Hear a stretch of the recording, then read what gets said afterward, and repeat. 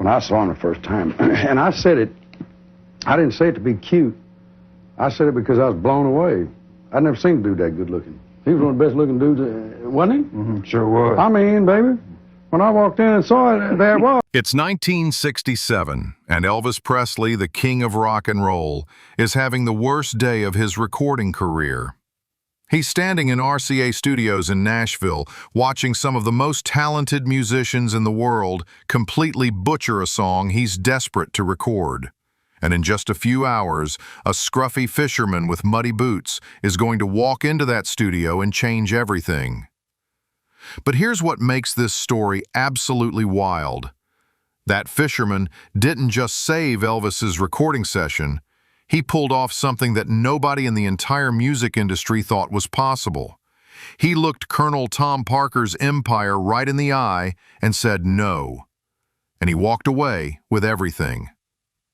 Let me take you back to where it all started. Elvis was trapped. For years, he'd been churning out movie after movie, and frankly, most of them were terrible. He knew it, his fans knew it, and the industry knew it. The man who had revolutionized music was slowly watching his artistic soul die in Hollywood sound stages. There's actually a quote attributed to Elvis from this time where he said the only thing worse than watching a bad movie is starring in one.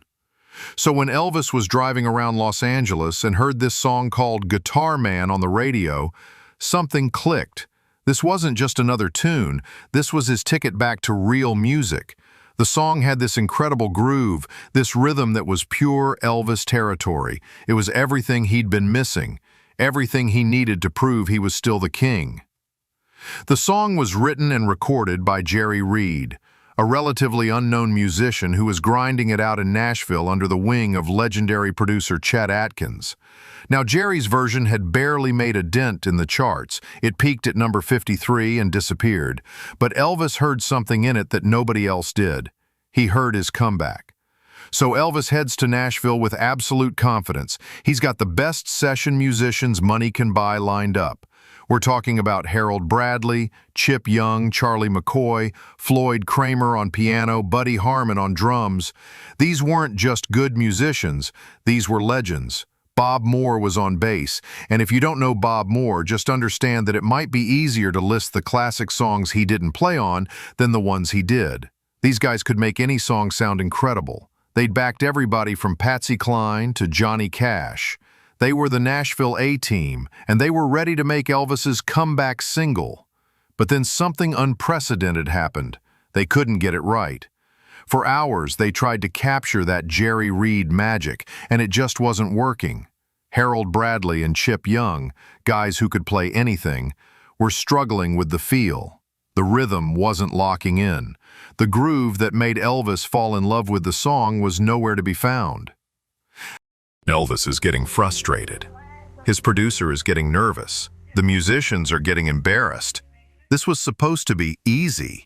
These guys had recorded thousands of songs between them, but this one Jerry Reed tune was beating them. And that's when someone in the room said the words that would change everything. Why don't you just go get that Jerry Reed guy and have him play it? It was such a simple idea, but it set off a chain reaction that nobody saw coming. Chet Atkins starts making calls, trying to track down Jerry Reed. But here's the thing. Jerry Reed wasn't sitting by his phone waiting for his big break. He was out doing what he did every chance he got, fishing on the Cumberland River. When they finally reached him, Jerry Reed was about as far from ready for a recording session with Elvis Presley as you could imagine. He'd been fishing for days, hadn't shaved, was wearing his worst clothes, and probably smelled like river water and fish bait. But this scruffy, unprepared fisherman was about to walk into that pristine RCA studio and face down not just Elvis Presley, but the entire music industry machine that had been exploiting artists for decades. The question is, would he save Elvis's career, or would he destroy it completely? So Jerry Reed walks into that pristine RCA studio looking like he just crawled out of a swamp. And immediately, every head in the room turns. Here's Elvis Presley, dressed to the nines, because there's an actual dress code on Elvis sessions. surrounded by Nashville's finest musicians in their best clothes. And then there's Jerry Reed, in muddy fishing boots, unshaven, looking like a wild man. But here's what nobody expected. Jerry Reed lit up that room the second he walked in. The guy had this incredible personality, this infectious energy that Elvis immediately connected with. You could feel the chemistry between them, instantly. Elvis was genuinely excited to meet the man behind Guitar Man, and Jerry, despite being scared to death, was thrilled to be there. Now, Jerry hadn't touched a guitar in days. He'd been fishing all weekend, completely relaxed, and suddenly, he's supposed to perform for the king of rock and roll. Every musician in that room was watching him like hawks, probably thinking, who is this guy, and what makes him so special? Then, Jerry Reed did something that blew everyone's minds. He sits down with his gut string guitar, not the electric guitars these session guys were used to, and starts tuning it in ways that made no sense to anyone watching. These were seasoned professionals who thought they knew everything about guitar playing, and they're watching Jerry take the B string and tune it up a whole tone. Then he takes the low E string and tunes it down. The room goes dead quiet. Everyone's thinking the same thing. What the hell is this guy doing? See, Jerry Reed didn't play guitar like anyone else. While these Nashville cats were straight country pickers, using picks and playing conventional tunings, Jerry had developed this completely unorthodox style. He played with his fingers, used these weird tunings that nobody understood, and had techniques that looked impossible. So Jerry starts playing, and according to Jerry's version of the story, he immediately kicked into gear, sounded incredible, and Elvis went absolutely crazy for it. They knocked it out in one take, and it was magic. But here's the real story. Jerry was rusty as hell. He hadn't played in days, and it showed. He was hitting clunkers, missing notes, struggling to get back into the groove. Any other producer might have sent him packing right there. But Elvis heard something different. Every time Jerry hit a wrong note or stumbled, Elvis got more excited. He was hearing the raw, authentic feel that his session musicians couldn't capture. This wasn't perfect, it was real. That's it, Elvis kept saying. That's the sound. Jerry was getting frustrated with himself, though. Finally, he stops playing and looks up at Elvis, who's been watching him intently this whole time. And Jerry, being Jerry, breaks the tension in the most unexpected way possible. He pauses, looks directly at Elvis, and says, "God, you're handsome." Elvis bursts out laughing. The whole room cracks up. The ice is completely broken, and suddenly everyone's relaxed and having fun. That's when the real magic started happening. Jerry explains to Elvis that what he's trying to play is actually two guitar parts layered together. If he plays one part now and overdubs the other later, they'll have the full sound. Elvis immediately gets it. This is why his session guys couldn't nail it. They were trying to play two parts at once. So they start working through it, take by take. Jerry's nerves settle down, his playing gets tighter, and Elvis starts feeding off Jerry's energy. With each take, Elvis's vocals get stronger, more confident. Jerry's feeding off Elvis's enthusiasm, and Elvis is feeding off Jerry's authenticity. The whole room transforms. These legendary musicians who'd been struggling all day suddenly find their groove. The rhythm section locks in, the song comes alive, and you can feel the magic happening. By the 12th take, they had it. Pure gold. Elvis was sky high, the musicians were thrilled, and producer Felton Jarvis knew they'd just captured something special. But as Jerry Reed packed up his guitar and headed for the door, nobody realized they were about to face the biggest challenge of all. Colonel Tom Parker's empire was about to rear its ugly head.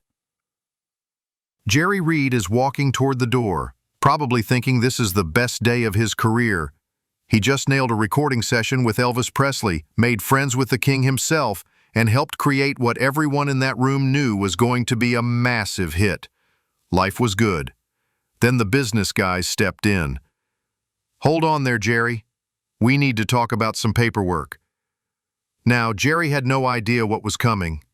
He'd never been in this situation before. This was his first real brush with the big leagues, and he was about to get a crash course in how the music industry really worked.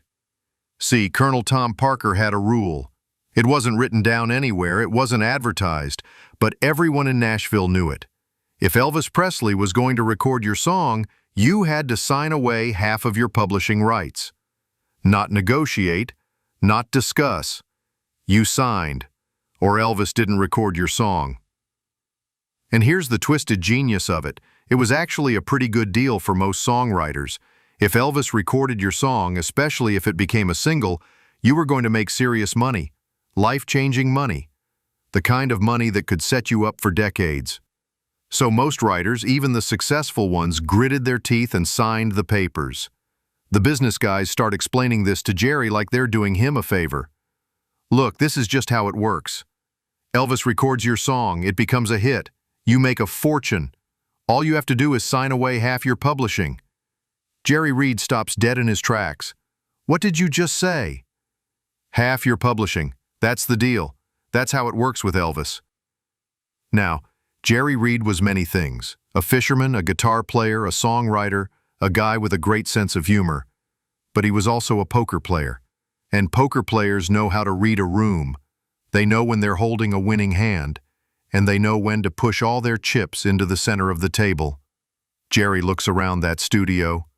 He sees Elvis over there, still buzzing from the session, still sky high from finally getting his song recorded the way he wanted it.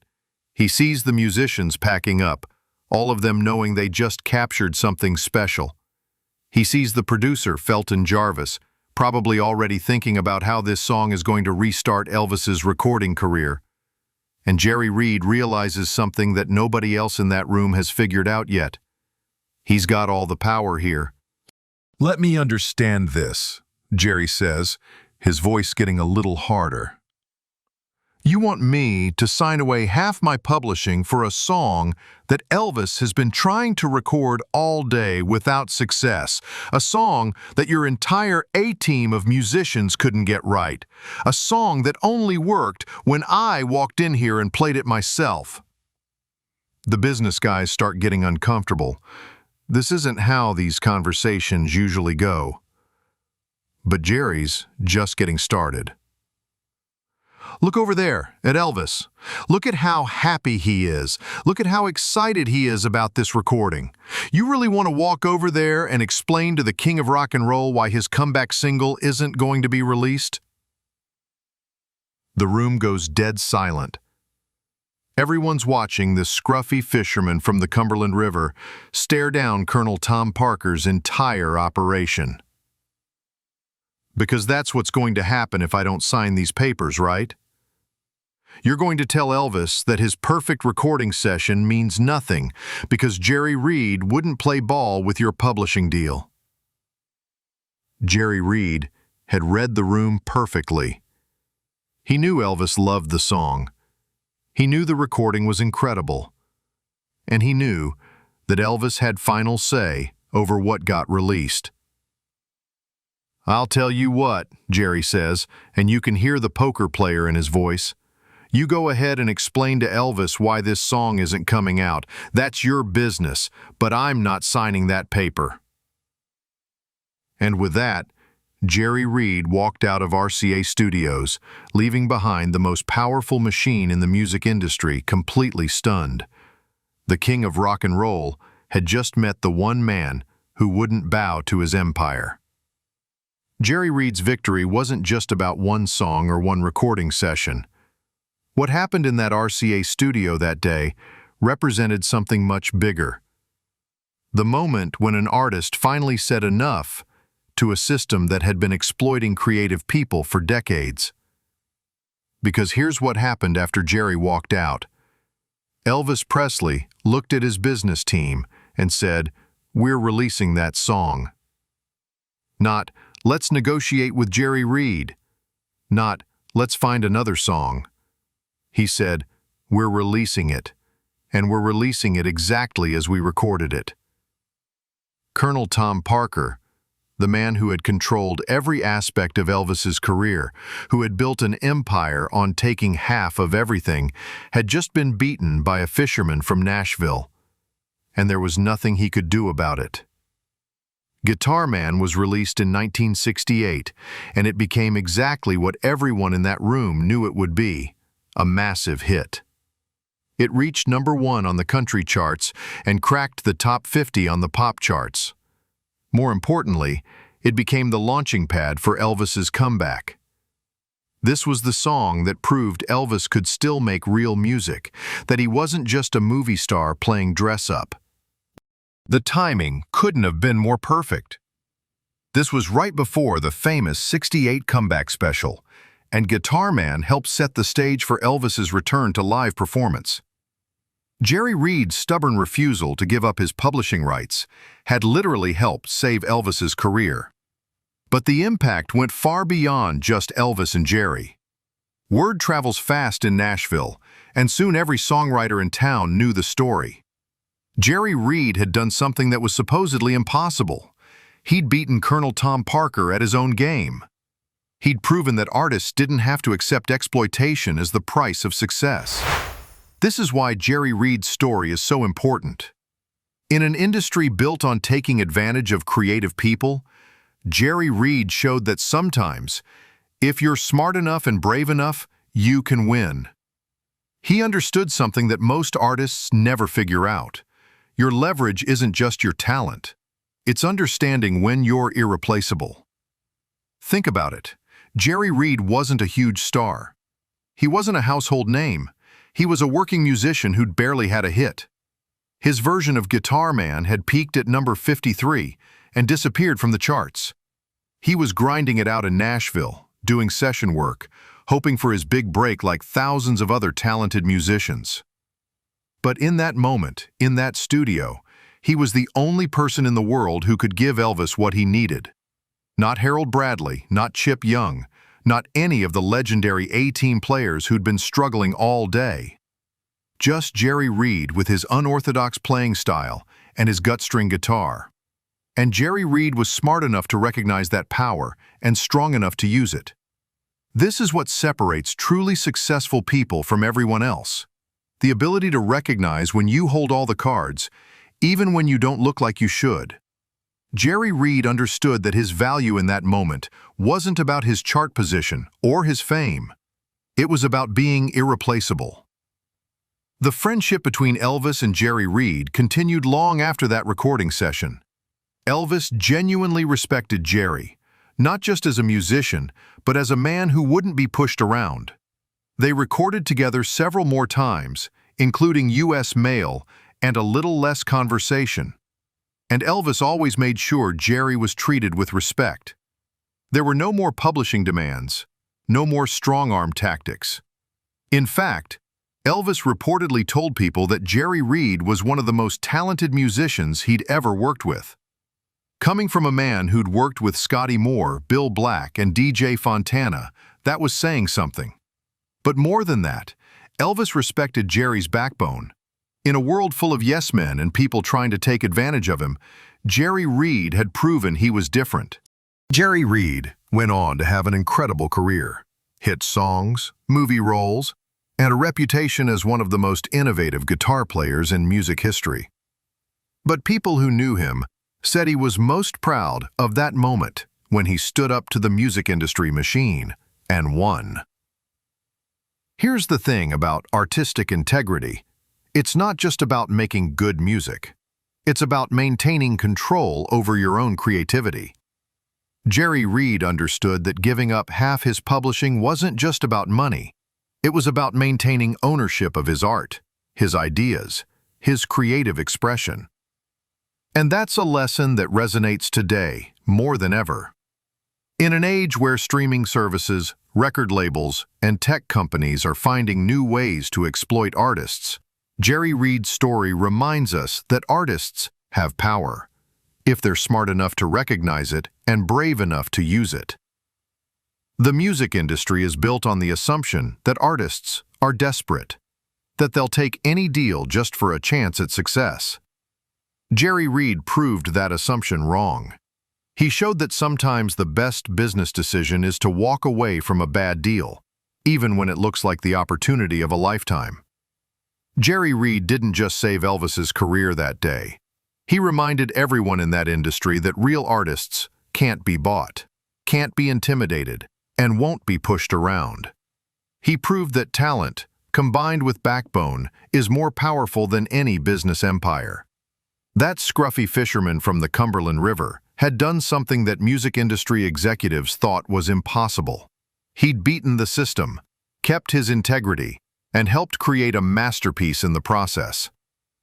And that's why Jerry Reed didn't just steal the spotlight from Elvis Presley. He earned it. Jerry Reed's story proves that sometimes the biggest risk is standing up for what you believe in. What do you think? Would you have signed those papers or walked away like Jerry did? Drop your thoughts in the comments below. And if this story inspired you, hit that subscribe button for more untold stories from music history.